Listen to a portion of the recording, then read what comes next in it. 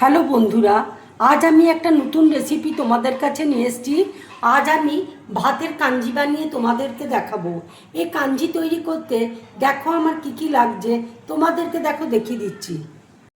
এখানে দেখো ছোট এক বাটি ভাত রয়েছে, গন্ধরাজ লেবুকে দেখো ছোট ছোট টুকরো করে কেটে নিয়েছি, পেঁয়াজ কুচি রয়েছে, দুটো দেখো রসুন কুচি রয়েছে, একটা শুকনো লঙ্কা রয়েছে, এখানে দেখো ব্ল্যাক সল্ট রয়েছে। আজকে আমি ভাতের দেখো কাঞ্জি বানাচ্ছি। এটা কিন্তু ভীষণ উপকারী, গরমকালে খেলে কিন্তু পেট খুব ঠান্ডা থাকে। এর মধ্যে প্রোবায়োটিক আছে, সেই জন্য পেট খুব ঠান্ডা থাকে। প্যানে দেখো তেল দিয়েছি, এবার দেখো শুকনো লঙ্কা আমি দিয়ে দিচ্ছি। লঙ্কাটা দেখো ভাজা হয়ে গেছে, খুব সুন্দর একটা গন্ধ বেরোচ্ছে। এবার দেখো রসুন কুচি আমি দিয়ে দিচ্ছি।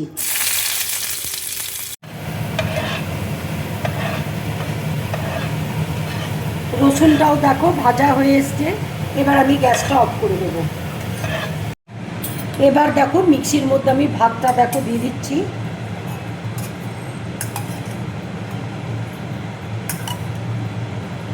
ভাতের দেখো জলটা আমি দিয়ে দিচ্ছি অল্প করে।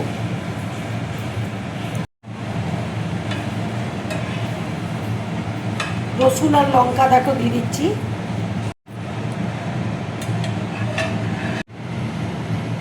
অল্প করে দেখো ব্ল্যাক সল্ট আমি দিয়ে দিচ্ছি।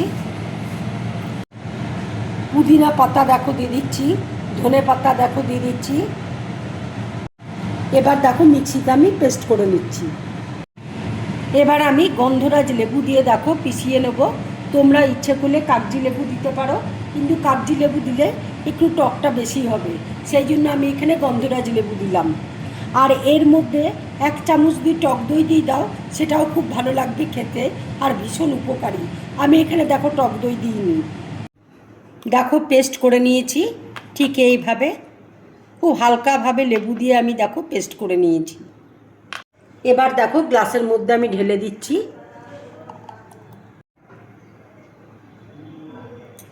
এবার দেখো উপর দিয়ে আমি একটু পেঁয়াজ কুচি দিয়ে দিচ্ছি, খেতে খুব ভালো লাগবে। এইভাবে তোমরা ভাতের কাঞ্জি বানিয়ে গরমকালে খাবে, খেয়ে অবশ্যই আমাকে কমেন্টস করে তোমরা জানাবে তোমাদের কেমন লাগলো। যদি আমার এই রেসিপিটা তোমাদের ভালো লাগে তাহলে লাইক করবে, শেয়ার করবে আর ড্রিম ব্লগ চ্যানেলটাকে সাবস্ক্রাইব করবে। তোমরা বেশি করে কমেন্টস করবে, তাহলে আমার খুব ভালো লাগবে। নমস্কার।